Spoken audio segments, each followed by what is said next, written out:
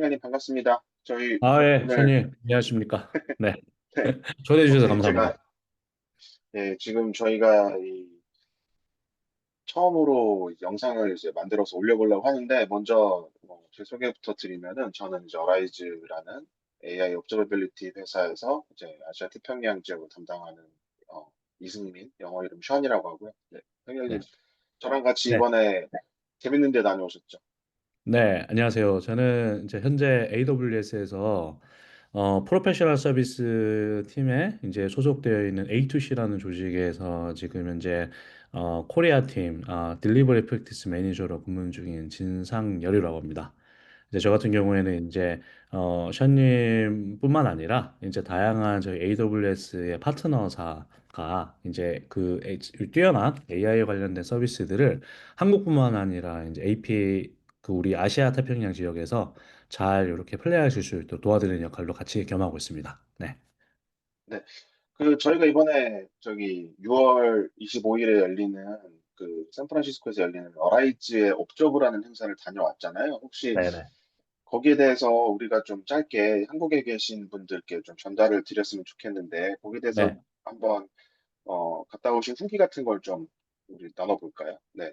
네, 네, 너무 좋습니다. 이번에 그 션님뿐만 아니라 어라이즈에서 초대를 해주셔가지고, 그리고 원래 제가 다른 출장 중에 잠깐 짧게 이제 방문을 하긴 했지만, 정말 하루짜리 이벤트인 게 너무 아까울 정도로, 이벤트라고 하긴 좀 그렇죠. 기술과 공유에 대한 그런 부분들이었는데, 지금까지 AI 흐름이 어떻게 진행되어 왔고, 앞으로 어떤 방향으로 흘러갈 것인지를 정말 그 실리콘밸리와 그 샌프란시스코 기반으로 한 다양한 AI 마켓 리더들의 그런 보이스를 들을 수 있는 그런 너무 좋은 자리였던 것 같습니다. 그래서 저는 네. 이게 지금 한 최근 5년 동안 다녔던 그런 기술 서밋이나 이런 걸 통틀어서 가장 좋았던 그런 이제 그 자리로 기억이 남는 것 같아요. 네. 그러면 혹시 이번에 다녀오시면서 네. 가장 인상 깊었던, 가장 도움이 됐다라고 생각되는 인사이트는 혹시 뭐가 있었을까요?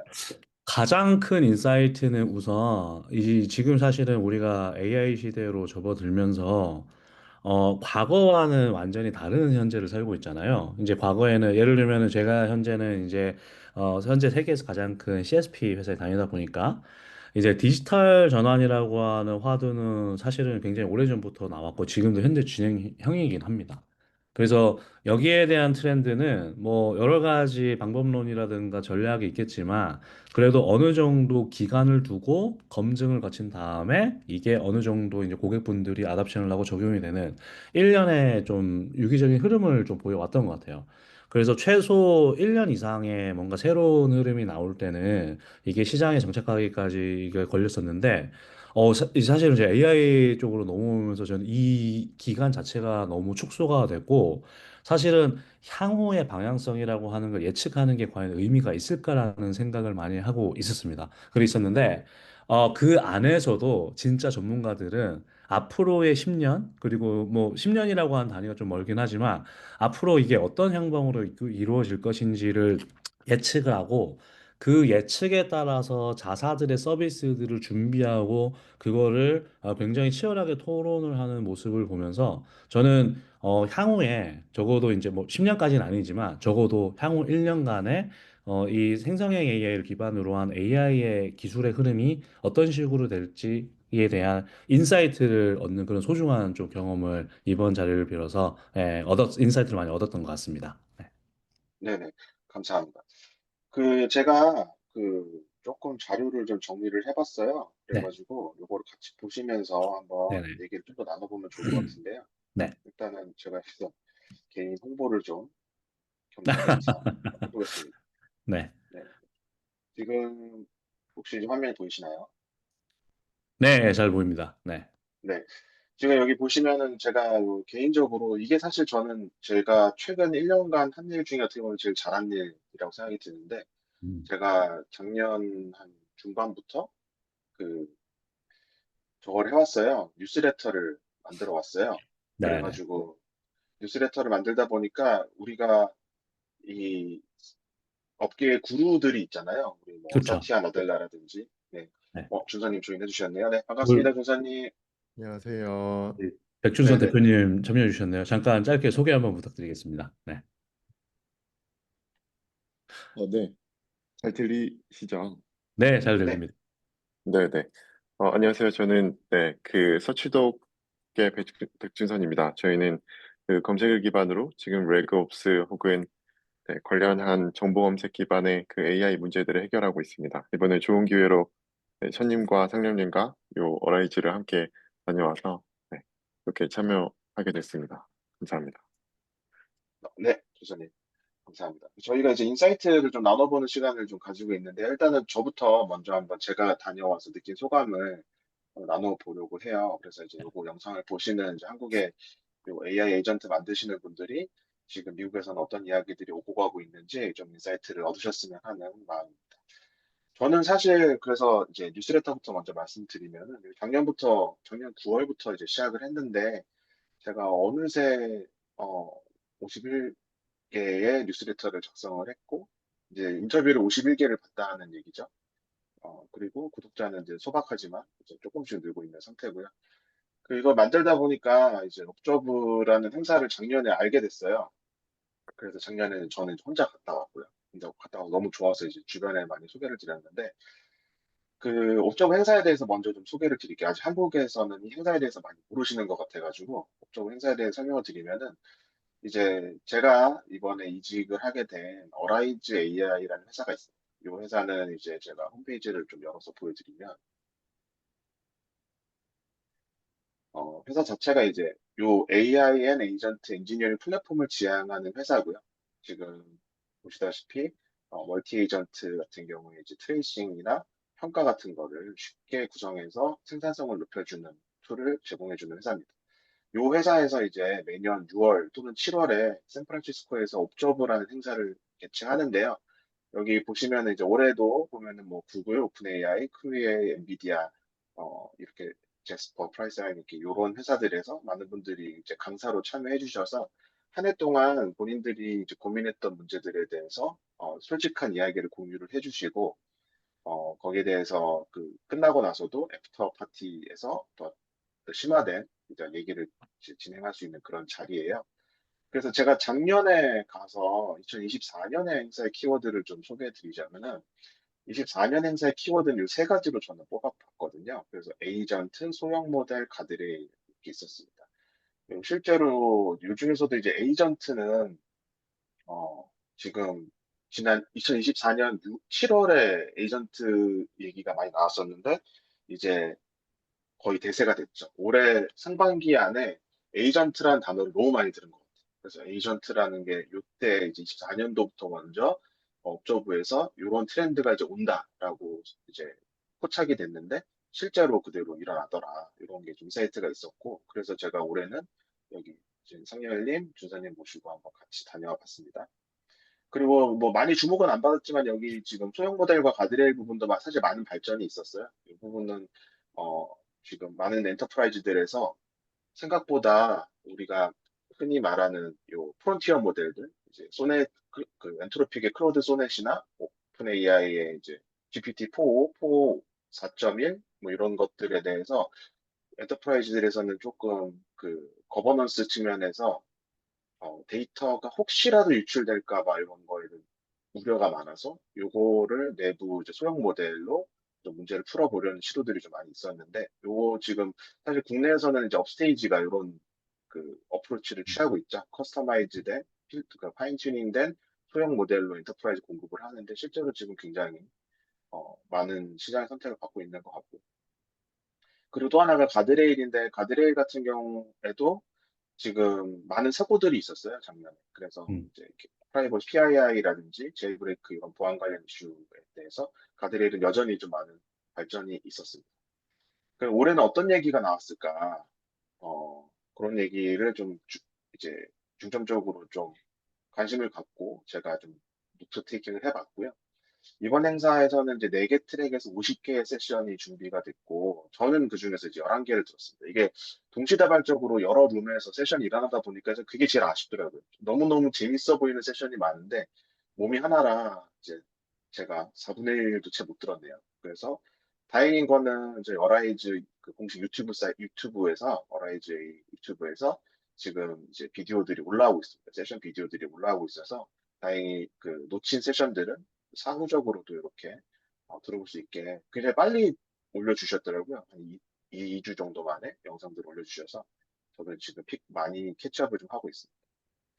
먼저 이제 제일 먼저 저는 제가 들은 모든 11개 세션에 대해서 오늘 다 짚고 넘어가기에는 좀 시간적으로 무리가 있을 것 같아서 중요한 거 위주로 좀 말씀을 드리면은 아무래도 이제 키노트가 어떤 컨퍼런스든 가장 중요하잖아요. 그래서 이제 키노트 세션이 있었고 키노트에서는 어 이제 어라이즈 AI가 AI 엔지니어링 플랫폼을 지향하는 만큼 관련해서 새로 추가된 7가지 신기능을 소개하는 자리가 있었습니다.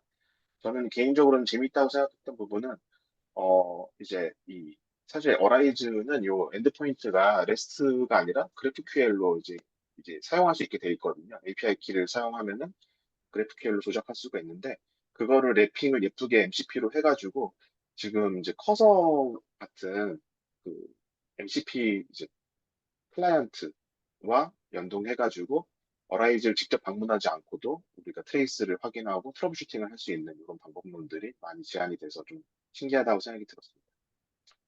그리고 올해 좀 되게 재밌다고 느껴졌던 세션 중에 하나는 이 메모리라는 단어가 되게 많이 나타났어요. 메모리라는 단어가 사실 작년까지만 해도 전혀 언급되지 않았던, 작년 2024년 옵저버에서는 메모리에 대한 얘기 전혀 없었는데 올해는 이제 크게 2가지 세션에서 메모리에 대한 얘기가 나왔는데, 이 메모리에 대한 얘기는 이제 우리가 그동안 그 큰 흐름에서 우리 업계에서는 스테이트 리스가 마치 약간 정의인 것처럼 스테이트 네. 리스로 가야지 우리가 굉장히 대규모 트래픽을 감당할 수 있다. 왜냐하면 세션 기반으로 하게 되면 그거를 다 감당할 수가 없기 때문에 항상 반복되는 품질을 리턴하는 그런 사용자 경험이 중요하다라는 거를 일단 하나의 철학을 가지고 굉장히 많이 달려왔는데, 여기서 약간 저는 이제 변곡점이 좀 느껴지는 것 같아요.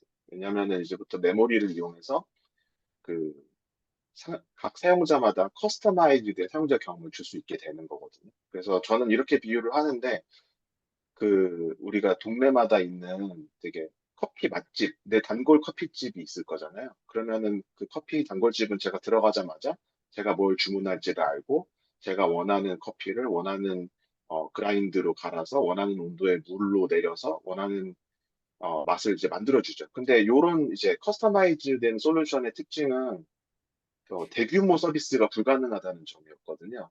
그래서 그런 가게들은 이제 크게 많은 커스터머 베이스를 가질 수가 없는 한계가 있었는데, 여기에 대한 대안이 이제 스타벅스나 메가커피 같은 동일한 품질의 커피를 어, 최대한 많은 사람들의 수요에 맞게끔 가공해서 제공하는 이런 대량 생산 체제가 있었죠. 그게 이제 우리 업계에서는 스테이트리스 방식이죠.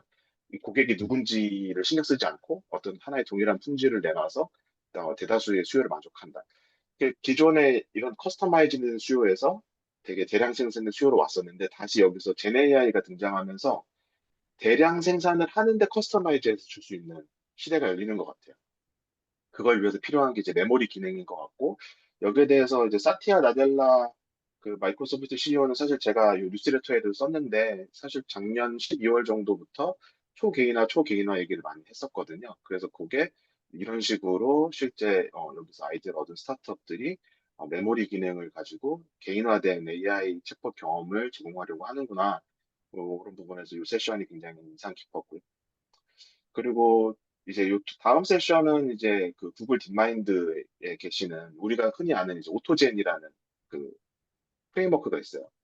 에이전트 프레임워크가 있는데, 요게 제가 들어보니까 사실 오토젠 하면 마이크로소프트가 생각이 나거든요. 근데 사실 오토젠을 만든 게 딥마인드였더라고요. 근데 이제 오픈소스다 보니까 약간 알력이 있어서 오토젠은 MS가 가져가고 딥마인드는 이제 AG2, 이제 오토젠 2죠. 오토젠 2로 약간 방향성을 틀었는데, 중요한 거는 AG2의 신기능으로 소개한 기능이 멀티 에이전트 시스템에서 어떤 에이전트가 작업 실패를 일으키는지를 자동으로 식별을 해주는 그런 기능들을 이제 어, 아직 이제 완성 단계는 아니지만 지금 트래킹하기 시작했다는 거예요. 이 말은 뭐냐면은 이제 작년에 2024년에는 에이전트가 중요하다라는 얘기가 화두였는데 올해는 거기서 한 단계 더 나아가서 멀티 에이전트가 그리고 상용에 사용되는 걸 고민하고 있다. 그렇기 때문에 멀티 에이전트에서 어떤 에이전트가 작업 실패를 일으키는지를 실패하는 어떤 에이전트가 작업 실패를 일으키는지를 식별하는 게 굉장히 중요해졌다라는 인사이트가 있었고요. 이거는 그만큼 우리 곁에 멀티 에이전트 시스템이 굉장히 가까이 다가왔다라는 메시지로 저는 해석을 했습니다. 그리고 이제 되게 유명한 네임드 스피커들도 좀 와줬어요. 그러니까 대표적으로 좀 엔트로팩에서 이제 SRE를 하시는 엔지니어께서 오셔서 앞으로의 SRE는 어떻게 될 거다. 이제 자동화가 돼서 어, 사실 SRE 업무도 자동화가 될 거다라는 그러니까 예를 들면 이제 챗봇한테 굉장히 추상적으로 그냥 현대 시스템을 좀 개선해줘. 이 정도의 지시만 가지고도 이제 스스로 모든 거를 조사하고 판단해서 업무를 수행하는 에이전트 곧 나올 거라라는 인사이트를 줬어요. 그래서 그러면서 본인이 하시는 말씀이 4년 전만 해도 이렇게 인공지능이 우리 삶을 바꿀 거라 생각할 사람이 없었듯이 이 속도로 계속 발전하면 어, 제- 본인이 말하는 이 미래 이렇게 굉장히 추상적인 메시지만 가지고도 AI가 자동으로 업무를 수행할 수 있는 날은 반드시 온다.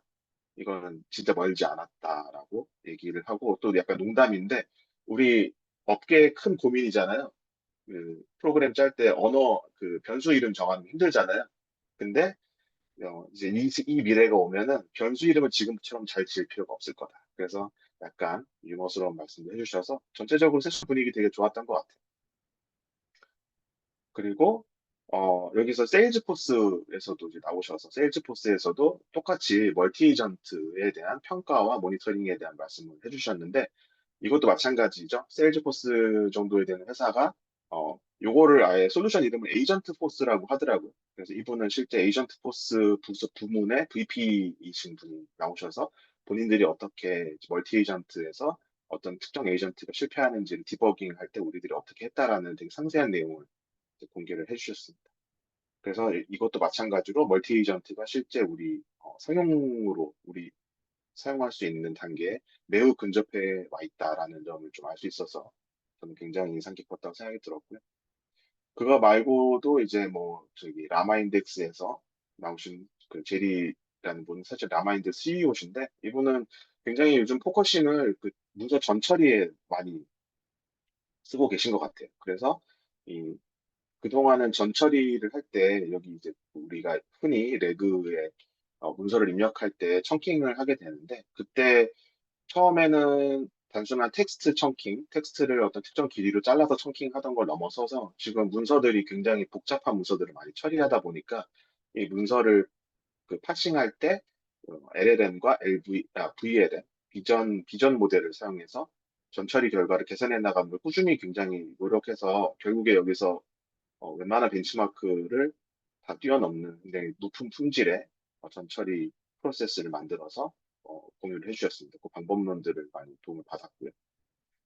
그리고 이제 오픈 AI에서 나오신 분도 계셨어요. 오픈 AI에서 이제 그 에이전트 시스템을 구성한 5가지 컴포넌트를 소개해 주셨는데 저는 이거가 개인적으로 제가 평소에 갖고 있던 문제를 좀 의문을 해소해줘서 굉장히 좀 도움을 받았던 세션인데 어떤 세션이 가장 저는 재밌었냐면은 그 서머리에 대한 얘기가 되게 재밌었습니다. 왜냐하면은 저 개인적으로 최근 들어서 챗GPT나 클로드를 사용하다 보면 클로드는 좀 덜한데 챗GPT를 쓰다 보면은 컨텍스트 윈도우가 무한대 같다는 느낌을 받을 때가 있어요. 왜 어떻게 계속 질문해도 얘가 에러를 안 뱉고 경고를 안 하지? 계속 질문해도 답을 해주더라고요. 상당히 긴 시간 동안 챗을 진행했는데 그거에 대한 비결이 이거다라고 서머리라는 얘기를 해주셨어요. 그래서 이 세션에서 저도 굉장히 좀 많은 인사이트를 얻었고, 예, 그 지속적으로 이 서머리가 돌아가지고 계속 컨텍스트 사이즈를 줄여주는 거예요. 그래서 그 노하우를 공유해 주셔서 좀 많은 도움을 받았습니다. 그리고 이제 실제로 이제 그 상용에서 에이전트 AI를 사용하시는 두 이제 엔터프라이즈 나오셔서 본인들의 AI 에이전트 전 여행에 대해서 이제 소개를 해주셨는데 한 분은 이제 오라클 헬스에서 나오신 분이셨고 한 분은 이제 트리버드 바이오에서 나오신 분이셨어요. 근데 오라클 헬스가 있는 줄 저 이걸 처음 알았습니다. 오라클 헬스에서 나오셔서 지금 오라클 헬스에서 그 헬스니까 아무래도 굉장히 민감한 정보들을 다루잖아요. 그래서 PII나 이런 정보들에 대해서 어떻게 본인들이 문제를 풀었다라는 거를 자세하게 공유를 해주셨고, 트립어드바이저는 그거랑은 다른데 여기는 또 다르게 이제 그 규제보다는 창의성이 중요한 분야라서 본인들이 그 약간 의도적으로 뭐 할루시네이션을 약간 의도해서 좀 더 창의적인 답변이 나오게끔 하는 시도, 그리고 전반적으로 양쪽 다 평가로 정량적인 평가를 가지고 품질을 개선해 왔다라는 얘기가 좀 공통적인 메시지로 잡혔습니다. 그리고 아까 그 멤제로랑 똑같이 메모리에 대한 그, 그 어프로치를 소개해 주시는 분이 계셨는데, 레타라는 업체에서 메모리를 가지고 스테이트 풀, 아까 스테이트리스가 한동안 대세였다고 했는데 이제 스테이트 풀로 넘어가는 지금 초입이다. 그래서 레타라는 회사에서 나오셔서 이 에이전트 메모리가 왜 중요한지 그 이런 내용을 설명을 해주셨고요. 그리고 이제 실제로 그 에이전트 아키텍처가 이걸로 많이 고민하시는 분들이 많을 거예요. 사실 정답이 없는 분야이기 때문에 에이전트 아키텍처에 대해서 어떤 몇 가지 패턴을 정형화해서 에이전트 아키텍처가 이렇게 이렇게 있다라는 거를 아주 싱글 에이전트부터 복잡한 멀티 에이전트까지 단계별로 고도해 나가는 전의를 이제 여기 유지한이라는 분이 설명을 해주신 세션도 굉장히 재밌게 들었습니다. 네, 마지막으로는 그 보이스 콜봇, 요즘에 콜봇을 많이 또 그 컨택 센터나 이제 콜센터 이런 데서 많이 활용을 하시는데, 아무래도 실제 고객분들이 AI 시스템 콜봇을 사용하실 때 가장 민감하게 느끼시는 부분은 정확도도 정확도지만 레이턴시일 거거든요. 그래서 본인들이 어떻게 그 레이턴시를 개선하기 위해서 방법을 썼는지에 대해서 좀 본인들의 노하우, 시행착오를 공유를 해주셨습니다. 이런 부분들이 제가 참여했던 세션이라서 이렇게 좀 내용을 정리를 해봤는데, 당연하게도 제가 놓친 39개의 세션이 있기 때문에 그 부분에 대해서 추가적으로 좀 인사이트를 좀 계속 발굴을 해야 될 것 같고요. 저는 그래서 세 가지, 한국 사람은 세 가지죠. 세 가지 그 키워드를 좀 이번 세션에서 좀 뽑아봤는데, 반복적으로 보이는 단어들은 이거였던 것 같아요. 멀티 에이전트, 메모리, 그리고 평가였던 것 같습니다. 작년과는 사뭇 달라졌죠. 작년에는 이제 에이전트였고, 그냥 싱글 에이전트였고, 올해부터는 멀티 에이전트. 그리고 멀티 에이전트는 굉장히 멀리 있는 게 아니라 굉장히 가까이 와 있다라는 거를 이제 확인할 수 있었고, 아까 두 회사 말씀을 드렸는데, 이제 메모리 기능을 통해서 이제는 맞춤옷을 대량 생산할 수 있는 시대가 왔다. 굉장히 커스터마이즈 된 경험을 다수에게 제공할 수 있는 시대가 AI를 통해서 다가왔다라는 점이 또 큰 인사이트였던 것 같습니다. 그리고 이제 결정적으로 평가. 평가가 작년까지만 해도 평가가 주 아젠다는 아니었거든요. 근데 올해는 평가를 언급하시는 고객사가 굉장히 많이 나왔고, 그 얘기는 이제 에이전트가 많아질수록 이제 사람이 정성적으로 에이전트의 품질을 평가하는 걸로는 답이 안 나오는 시대가 이제 이미 된 것 같아요. 그래서 정량적으로 평가를 할 수 있는 그런 도구들이 필요하고, 그때 이제 어라이즈 같은 엔지니어링 플랫폼의 도움을 받으면 생산성을 크게 향상시킬 수 있다라는 거. 그래서 요 세 가지 키워드가 저는 좀 뽑혀졌습니다. 네. 그래서 이제 예, 그 생사 끝나고 저 같은 경우는 애프터 파티 참석을 해서 추가적으로 이제 세션 그 연사분들하고 추가적으로 말씀을 좀 나눠봤고요. 밤에 경치가 참 좋더라고요. 그리고 샌프란시스코 저 다시 가고 싶어요. 요즘 너무 더운데 거기는 참 시원하더라고요. 그래가지고 요즘 다시 샌프란시스코 너무 가고 싶다는 생각을 하고, 내년 행사를 기대를 좀 다시 해보고, 내년에는 좀 더 한국에서 많은 분들이 참석해 주셨으면 좋겠다는 생각을 가져봤습니다. 혹시 여기까지 제가 좀 준비를 해봤는데, 여기 두 분은 이번 행사 다녀오셔서 특별히 인상 깊었던 세션이나 아니면은 어떤 저처럼 이렇게 좀 키워드로 뽑힐 만한 인사이트가 있으셨을까요? 준서님이 먼저 한번 정리해 주시면 좋을 것 같습니다. 네. 네. 어, 저도 사실 션님, 제가 이 세션이 굉장히 다양하고 많았는데, 듣고 보니까 션님과 겹치는 세션을 많이 들은 것 같습니다. 아무튼 저희가 관심사가 좀 비슷하고, 그리고 주로 들었던 세션이 기술 기반의 문제 해결 세션들이 많았던 것 같습니다. 그래서 말씀해주신 장표에 많이 포함이 되어 있던 내용인데, 저도 굉장히 인상이 깊었던 건 올해의 키워드를 한 세 가지로 축약을 해보면, 첫 번째는 에이전트의 다양화, 다각도의 멀티 에이전트를 기반한 실제로 접근들이 정말 많아졌다. 그리고 그를 위한 준비 과정이 필요한 상황이구나라는 생각이 들었고요.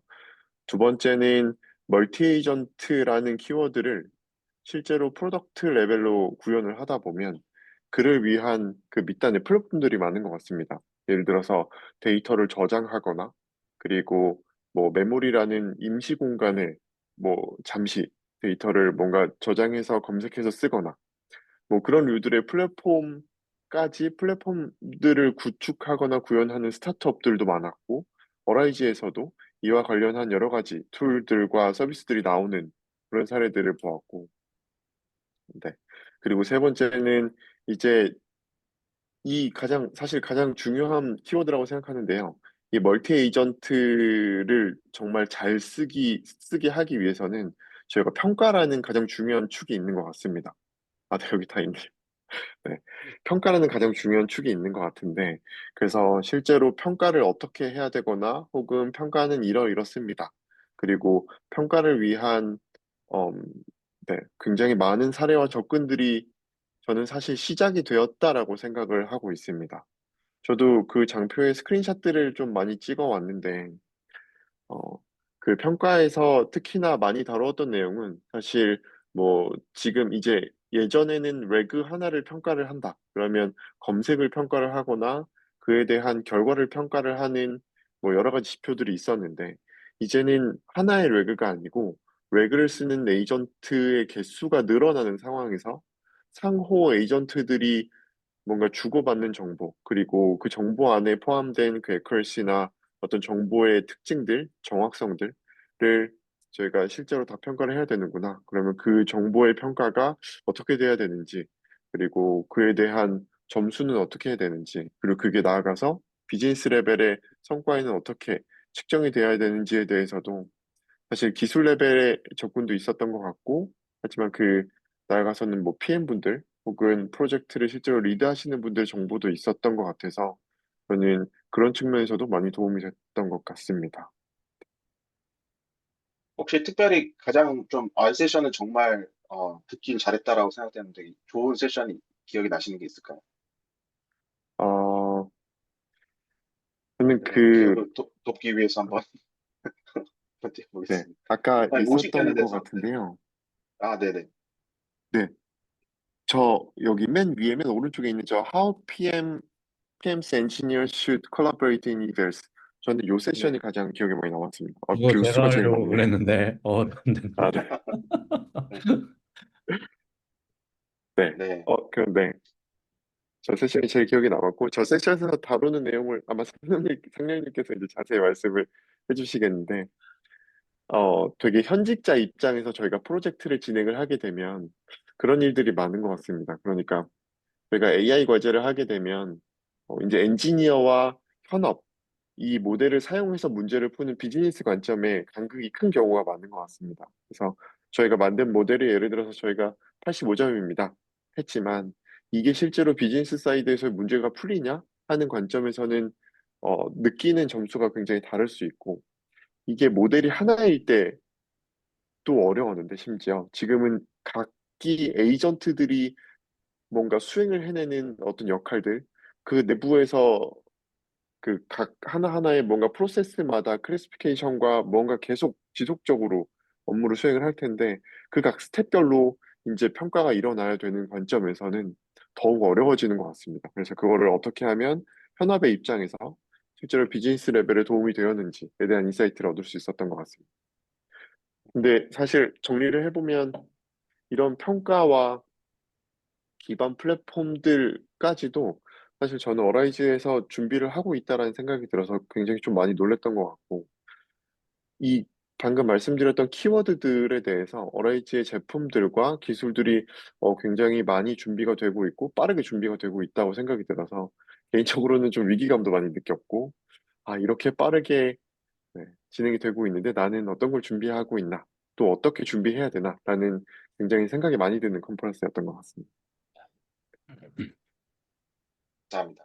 네. 그럼 상렬님 얘기도 한번 들어볼까요? 상렬님은 네. 어떤 세션이 가장 마음에 드셨고 또그 키워드를 꼽아본다면 어떤 키워드가 있을까요? 일단 저도 그러면 세 가지로 이게 강제적으로 네 우선은 좀 정리를 해봐야 될 것 네, 같은데 우선은 네, 제가 먼저 세 가지 키워드를 좀 말씀을 드리고 시작을 하면 일단 제가 그 링크드인에 뭐 하찮긴 하지만 뉴스레터를 좀 발행하고 있는데 일단은 앞으로는 자율성의 10년이다. 네, 에이전트가 뭐 멀티 에이전트 이게 중요한 게 아니라 그 네, 모든 거를 활용한 자율성의 10년이다. 이게 하나가 있고 그리고 네, 두 번째는 이거를 이게 뭐 사실은 우리가 뭐 데브옵스도 그렇고 이런 용어들은 그때그때 기술 스택에 따라 만들어내기가 다른데 이제는 정말 평가 주도의 개발이 이제 대세가 될 것이다. 이게 그래서 이제 그거 하나가 있고 마지막으로 세 번째는 차이니즈 파워입니다. 네. 아, 딥식이 그냥 나온 게 아니구나라는 생각을 좀 하기는 했는데 우선은 네, 제가 이게 자율성의 10년이라고 하는 키워드는 사실은 그 키노트를 들으면서 굉장히 조금 그 좀 인상 제가 좀 가장 감명이 좀 깊었던 것 같아요. 그 사실은 키노트를 할 때 작년에 에이전트라고 하는 단어를 꺼내기 시작을 했고 그렇기 때문에 올해는 에이전트가 어떻게 쓰고 있다 이런 얘기를 사실은 해줄 줄 알았는데 이미 그거를 뛰어넘어서 이런 멀티 에이전트 그러니까 한두 개, 여러 개가 아니라 수백, 수천 개의 에이전트들이 하나의 프레임워크를 형성을 하고 그것들이 이제 앞으로 우리의 일상생활에 접목할 수 있는 실제 서비스들을 어떻게 구축하게 이룰 것인가. 그렇기 때문에 실질적으로 아까 전에도 션님이 말씀해 주셨던 그런 초개인화 앱에 대한 부분이 이제는 정말로 일상 우리가 기업들이 가지는 저마다 홈페이지 같은 걸 가지고 있잖아요. 뭐 링크드인 네, 페이지도 있고 그다음에 인스타그램 이런 것들도 있는데 이런 식으로 이런 초개인화된 앱이 조만간에는 모든 기업들이 다 가지는 그런 시대가 진짜로 빨리 오겠구나라는 걸 했었습니다.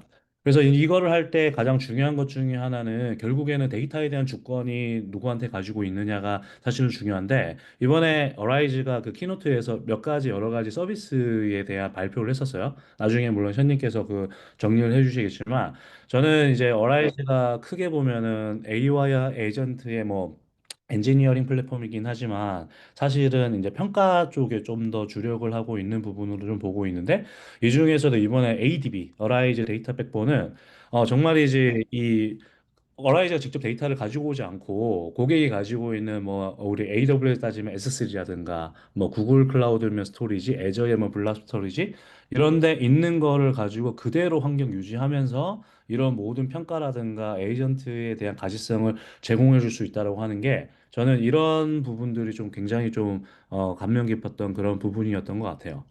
그래서 이 부분이 정말 기대가 되고 그리고 또 하나는 준서님께서 제가 가장 감명 깊은 세션을 가르쳐 주셨지만 저는 이번에 이제 그 아만 칸이라는 어라이즈 그 프로덕트 이제 그 AI 프로덕트의 헤드죠. 이분의 약간 팬이 된 것 같습니다.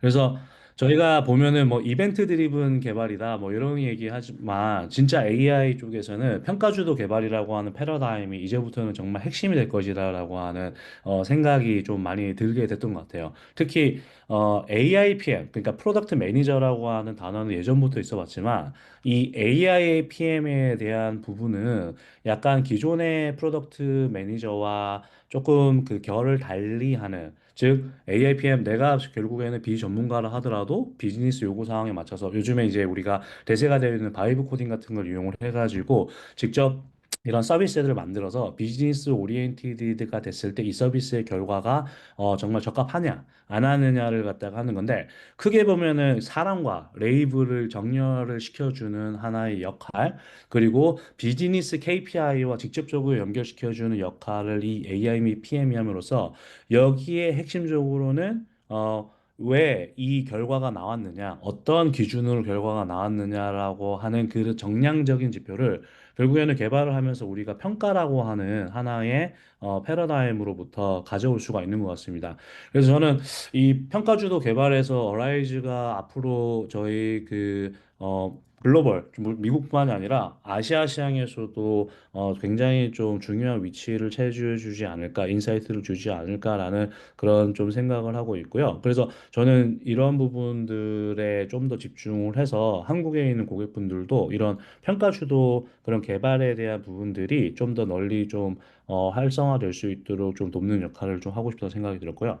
마지막으로 차이니즈 파운데, 션님 아까 전에 지금 그 띄워주셨지만, 이번에 그 연사 그리고 스피커로 굉장히 많은 이제 중국계 CEO 분들이나 이런 개발자 분들이 참여를 많이 해주셨어요. 그래서 딥식이 그냥 진짜 괜히 나온 게 아니구나 생각을 했고, 사실은 세션을 들으러 가는 도중에 굉장히 어려 보이는 아시아계 분들이 계셔가지고 혹시 어디서 왔는지 여쭤보니까 미국에 거주는 하고 계시는데 대부분 다 지금 중국계시더라고요. 중국계인데 이 세션에 왜 들으러 왔냐라고 물어보니까 지금의 판도를 읽어가지고 본인들이 원하는 AI 서비스를 만들겠다라고 하는 생각들이 말을 공통적으로 하더라고요. 물론 뭐 UC 버클리라든가 이런 대학을 다니는 것도 있긴 하지만 궁극적으로는 지금 우리나라도 사실은 AI 3대 강국을 지향을 하며 여러 가지 정부에서도 그렇고 민간 기업 그리고 뭐 많은 노력을 기울이고 있는데 결국에는 학교에서부터 시작을 해가지고 기업에 이르기까지 굉장한 AI의 자율성과 이런 주체성을 가지고 중국 사람들이 어떻게 대하는지를 좀 간접적으로 느끼게 된 그런 자리이기도 했던 것 같습니다. 마찬가지로 우리가 뭐 좀 여러 가지 인프라나 아니면은 서비스 ICT 부분에서는 강국이라고는 하지만 AI 측면에서는 우리도 좀 이런 모습들을 보고 좀 뭔가 배워야 되지 않을까라는 그런 생각들을 좀 많이 하게 됐던 그런 자리였던 것 같아요. 그래서 저는 이번에 아까 전에 말씀드렸지만은 하루짜리인 게 너무 아쉬웠고 손님이 회사 내부적으로 강력하게 좀 레이저업을 해주셔서 내년부터는 최소 이틀 이상 하는 그런 좋은 세션이 하는 거였으면 좋겠고 내년에는 올해 만난 중국 학생들처럼 우리나라에서도 많은 학생들이 참여를 해가지고 실질적으로 AI 서비스를 더욱더 좋은 서비스를 많이 만드는 네, 그런 많은 예비 창업자들이 그렇게 좀 나왔으면 하는 희망을 가져봅니다. 네.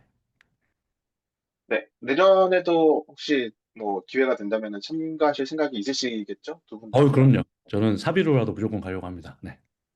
네. 저도 제 용돈으로 가겠습니다. 아, 예. 아, 두 분 저기 인사이트 공유해 주셔서 너무 감사하고요.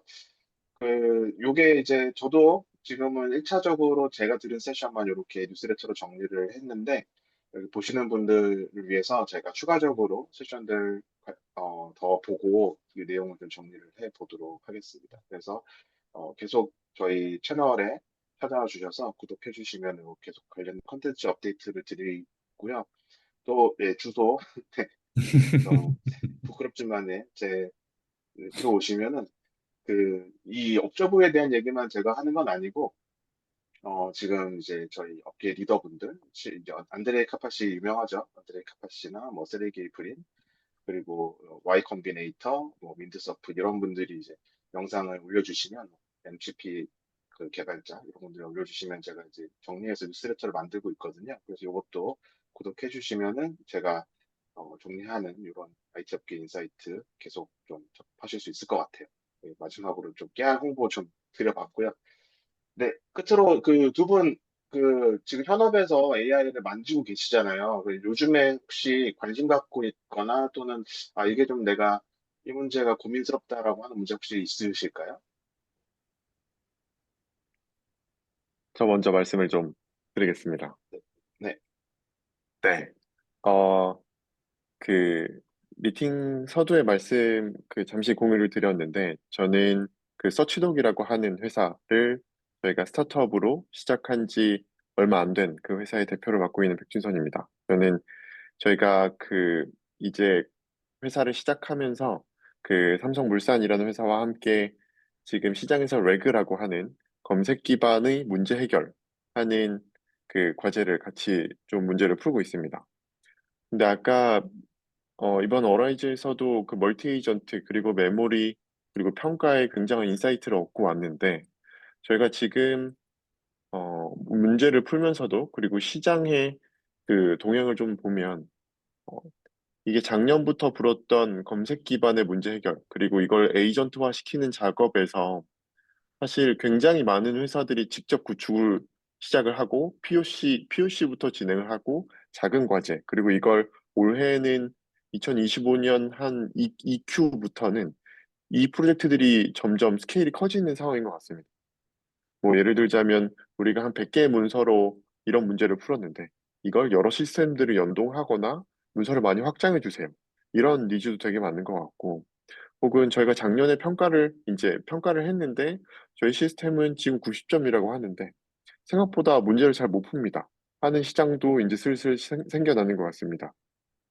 즉, 문제를 실제로 푸는 어떤 플랫폼과 시스템의 구축, 그리고 POC 혹은 작은 프로젝트가 수행이 되었고, 이 프로젝트들의 스케일이 커지고 실제로 비즈니스에 도움이 되는 사례가 올해 많이 나와야 하고 그런 시도들이 일어나는 것 같습니다.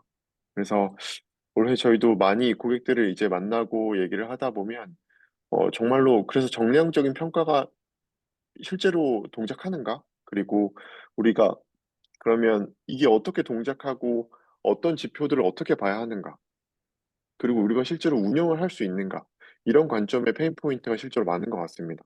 그래서 저희가 이런 류들의 실제 스케일이 커지는, 그리고 이걸 실제 운영화할 수 있는 그런 회사들과 문제를 푸는 데 좀 집중을 현재 하고 있고, 그래서 저희 회사도 이제 검색 기반의 문제를 그룹사들, 엔터프라이즈들과 함께 많이 풀고 있다라고 좀, 네, 광고를 좀 하고 있고, 이 과정에서 저희가 어라이즈의 제품을 많이 활용을 좀 하고 싶은 게, 어라이즈가 지금 평가와 이 모니터링, 그러니까 운영이 가능한 환경을 만드는데 굉장히 많은 관점에서 지원과 플랫폼적인 어떤 그 프로덕트가 있는 상황입니다.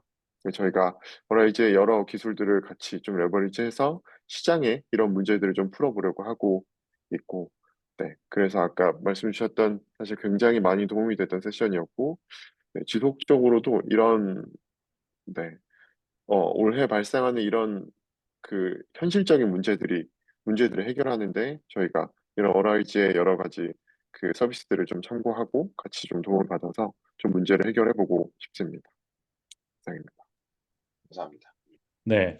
저는 이제 뭐 그 가장 관심 있는 분야는 사실은 두 분에 비하면 저는 AI 거의 뭐 걸음마 수준이니까요. 네, 제가 직접 서비스를 만들거나 하기보다는 주로 이제 뭔가 평가를 하는 쪽에 좀 더 많이 그런 시간을 쏟고는 있는데, 제가 아무래도 이제 백그라운드가 시큐리티 엔지니어링 쪽이다 보니까 최근에 가장 좀 관심이 많이 가는 게는 결국에는 AI가 이 답변을 왜 선택을 했는가에 대한 설명 가능성과 좀 더 그 패러다임에 대한 좀 관심이 집중이 되는 것 같습니다. 그래서 우리가 아무리 뭐 좋은 서비스를 만들고 실제로 한국에서 저희 뭐 고객분들이나 파트너사분들을 만나보면은 엄청난 자금을 들여가지고 AI 서비스를 구축을 하시는데, 실질적으로 우리가 퍼블릭 서비스라고 하죠. 실제 B2C로 개인들에게 서비스를 내는 케이스가 많지는 않아요. 근데 왜 그런지를 보면 이게 답변 하나 잘못해가지고 문제가 생기면 사실은 이걸 오픈하지 않는 게 더 나은 그런 이제 상황에 놓이기도 하거든요. 그러면은 자금은 있는 그 예산을 예산대로 썼는데 실질적으로 시간과 그런 여러 가지 리소스를 낭비하는 그런 결과를 가져가지고 이 경험이 사실은 많이 안 좋은 부분들이 있는 것 같습니다. 근데 이제 저는 그 부분에서 가장 중요한 키는 결국에는 이 AI 서비스가 이 답변을 왜 했는지, 그리고 왜 이런 편향성이라든가 이런 부분을 가지는지는 사실은 실제 기존에 있던 그런 시큐리티 엔지니어링의 측면으로는 이해하기가 어려운 부분들이 많이 있는 것 같아요. 그래서 아직은 이 부분은 제 개인적인 판단으로는 저희가 기술적으로도 좀 더 많은 좀 발전이 필요한 그런 영역이라고 좀 보고 있는데, 그나마 한 가지 이번에 조금 어라이즈 옵저브를 통해서 좀 힌트를 얻었던 거는 아까 전에 선님께서도 좀 말씀을 해주셨던 그 오픈 AI의 루카스가 얘기했던 그 O3 그 포켓몬 플레이죠. 400시간 이상 걸리는 게임을 완료하기 위해서 에이전트들을 어떻게 쓴다라고 했는데, 저는 사실은 여기 아까 선님은 그 썸머리에 대한 에이전트가 굉장히 그 좀 뭔가 기억에 남는다고 하셨지만, 저는 약간 자기 비판에 대한 에이전트죠. 약간 그 크리틱 에이전트라고 되어 있는데 이게 결국에는 자기 행동을 한번 스스로 되돌아보고 이 비판을 하고 왜 이 답변을 냈는지 그리고 목표를 수정을 해가지고 불필요한 루프에 빠지는 걸 방지해주는 결국에는 이런 부분들이 좀 더 발전이 나게 되면은 우리가 가장 주의하고 있는 편향성이라던가 그리고 가드레일을 뭔가 좀 앞단에서 방지할 수 있는 네, 그러한 영역들을 구축을 할 수 있지 않을까 생각이 됩니다. 그래서 저는 앞으로도 이런 다양한 세션 그리고 내년에도 좀 어라이즈의 이런 옵저브에 참여해서 이런 좀 설명 가능성과 관측성 이런 부분에 대한 좀 인사이트를 많이 얻어서 저희 한국에 계시는 고객분들이 AWS 기반 위에서 안전한 AI 서비스를 많이 구축하실 수 있도록 돕는 역할을 네, 하고 싶다는 생각을 하고 있습니다. 네. 아, 네. 아, 감사합니다. 제가 안 그래도 들어오기 전에 이 세션을 좀 찾아봤더니, 어, 그, 지금 AWS에서 나온 스트랜드 에이전트라고 있잖아요. 스트랜드 에이전트가 어라이즈랑 이제 연동이 되는 것 같아요. 아직 지금 샘플 코드를 제시해 주진 않았는데, 제가 그 데모를 보니까 스트랜드 에이전트로 생성하신 트레이스가 이제 피닉스에 잘 찍히는 것을 확인할 수가 있었습니다. 뭐 그래서 AWS와도 당연히 라이즈가 같이 함께 가야 될 거고요. 그리고 저는 이제 개인적으로 고객사분들 만나면서 올해 특히 느껴지는 어떤 트렌드 변화는 이런 것 같아요. 작년까지만 해도 진짜 챗봇 하나 만들어주세요 이런 수요가 좀 많았다고 하면은 올해부터는 AI 플랫폼을 만들어주세요라는 수요가 좀 많이 보이는 것 같아요. 그러니까 그동안은 붕어빵 하나를 만들어주세요였다면은 지금은 아예 붕어빵 틀을 만들어주세요. 그리고 붕어빵 우리가 알아 찍을게요. 그래서 붕어빵 틀을 만드는데 필요한 컴포넌트들을 하나씩 만들어주세요. 이런 프로젝트들을 많이 요구하시는 것 같아요. 그래서 그게 난이도가 확 올라갔죠. 범용성이 있어야 되고 그리고 또 이 개별 챗봇의 개수가 늘어나니까 모니터링이나 평가는 더 중요해지고 그런 흐름이 좀 저는 보이는 것 같아서 그것도 이제 마치기 전에 한번 말씀을 드리고 싶었습니다. 네, 오늘 두 분 진짜 너무 긴 시간 인사이트 나눠주셔서 감사하고요. 어, 앞으로 또 모셔도 되겠죠? 네, 그렇죠. 저희가 AI 관련해서 꼭 이런 행사가 아니더라도 저희가 지금 아무래도 이제 현업에 계신 분들이시다 보니까 종종 이렇게 저희가 만나서 AI 인사이트를 나눠주시면 보시는 분들께 도움이 좀 많이 될 것 같습니다. 예, 다시 한번 여기 오늘 와주셔서 감사드리고요. 저희 다음에 만나서 맛있는 위스키 한잔 하시죠. 네, 네, 네, 알겠습니다. 션님 오늘 자리 마련해 주셔서 너무 감사합니다. 네, 아, 너무, 네, 고생하셨습니다. 좋았습니다. 감사합니다. 네, 감사합니다. 감사합니다.